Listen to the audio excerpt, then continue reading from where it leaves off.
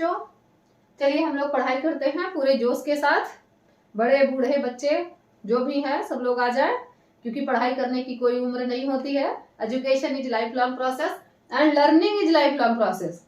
पढ़ना और सीखना ये आजीवन चलता रहता है। ऐसा नहीं है कि अब हम पढ़ लिए हैं तो छोटे बच्चे हमको कुछ बताते हैं तो कहेंगे कि हम सिखाने चले हैं। हमको कोई भी सिखा सकता है, कहीं से भी हम सीख सकते हैं। इसलिए लर्निंग माने सीखना, learning is life long process. तो हम लोग कुछ सीखते हैं। हम लोग यहाँ पे पढ़ रहे थे कक्षा 10 का जो सेकंड चैप्टर पढ़ाया जा रहा था, आय व्यय और बचत।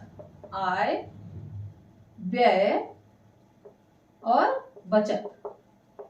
आय यानी आपकी कमाई, व्यय यानी खर्चा, और बचत जो इन दोनों में से बच गया। तो आज हम लोग बचत पढ़ेंगे, बचत के साधन। कहाँ हम अपने बचत के विनियोग के साधन, जो हम अपना पैसा जो हम बचत कर रहे हैं उसको किस संस्था में रखें, कौन सी ऐसी विश्वसनीय संस्था है कि जो हमारे पैसे को सुरक्षित रख सके। और उसके पहले आप लोग को बता दें कि एक हम लोग अपने बक्से में भी रखते थे, लेकिन मोदी जी आए, हमारे बक्से वाली चोरी को ओपन कर दिया। जिसे चुराए थे उसी को फिर से वापस दिला दिए नोटबंदी करके। तो हम लोग को क्या करना चाहिए, बक्से में नहीं रखना है भाई, नहीं तो कभी भी नोटबंदी हो सकती है, आपका पैसा निकल सकता है।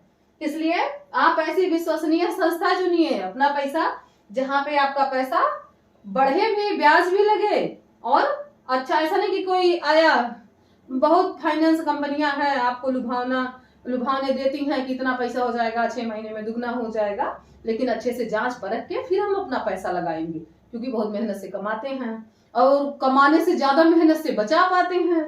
इसलिए हमें क्या करना है कि अपने पैसे को बहुत ही जांच परख के कहीं पे लगाना है। जैसे मान लीजिए बैंक, राष्ट्रीयकृत बैंक लगाइए, आप डाकखाने में लगाइए, वो ज्यादा सुरक्षित है। थोड़ा कम पैसा आएगा लेकिन आपका पैसा सुरक्षित रहेगा। तो हम लोग चलिए पढ़ते हैं आय व्यय और बचत।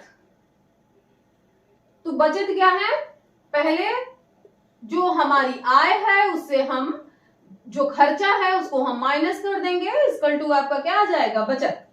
अब बचत हमारे दो प्रकार से होते हैं। एक होता है ऐच्छिक बचत, जो हम अपनी इच्छा से बचाते हैं। दूसरा हमारा होता है अनिवार्य बचत।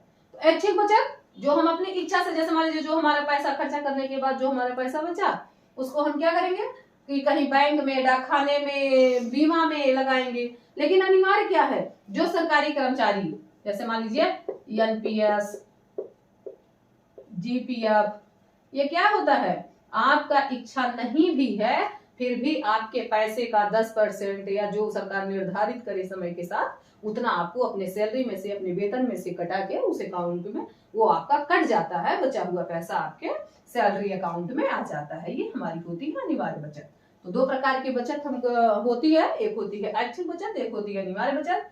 अच्छा, जो ऐच्छिक बचत है उसको हम कहाँ पे रखें कि हमारा धन सुरक्षित हो, उसके साधन के बारे में हम लोग पढ़ लेते हैं। बचत के विनियोग के साधन, तो उसमें पहला हमारा आ जाता है सबसे विश्वसनीय क्या आपका है, बैंक। बैंक में जहां पे मुद्रा के सभी प्रकार मिले वो हमारा बैंक कहलाता है। जैसे आपका ये तो पैसे के मामले में रुपया पैसे की बात हो गई। जैसे मान लीजिए ब्लड बैंक है, तो वहां हमें सब मिलेगा, सारे ग्रुप्स के ब्लड मिलेंगे। यानी कि मुद्रा के जितने भी प्रकार हैं वो सभी जिस जगह पे मिले, जिस स्थान पे मिले, जिस संस्था में मिले, उसे हम क्या कहते हैं, बैंक। बैंक को हम समझ लेते हैं। तो हमारे कहाँ कहाँ हम सुरक्षित रख सकते हैं, राष्ट्रीयकृत बैंक या गैर राष्ट्रीयकृत बैंक। गैर राष्ट्रीयकृत बैंक भी बहुत अच्छे अच्छे सुविधा दिला रहे हैं। जैसे मान लीजिए राष्ट्रीयकृत में आपका एसबीआई हो गया, पीएनबी हो गया, ऐसे मैं एग्जांपल बता रही हूँ, है तो बहुत सारे बैंक। गैर राष्ट्रीयकृत में आपका एक्सिस हो गया, आपका एचडीएफसी हो गया, आईसीआईसीआई हो गया, ये आपके क्या हो गए, गैर राष्ट्रीयकृत बैंक। फिर दूसरा आता है हमारा डाकखाना। डाकखाना, पोस्ट ऑफिस, जहां पे हमें बहुत अच्छे अच्छे स्कीम हमें मिलती है। जैसे मान लीजिए कि अभी जो रिसेंट की स्कीम आई है सुकन्या समृद्धि, ये बहुत बढ़िया स्कीम।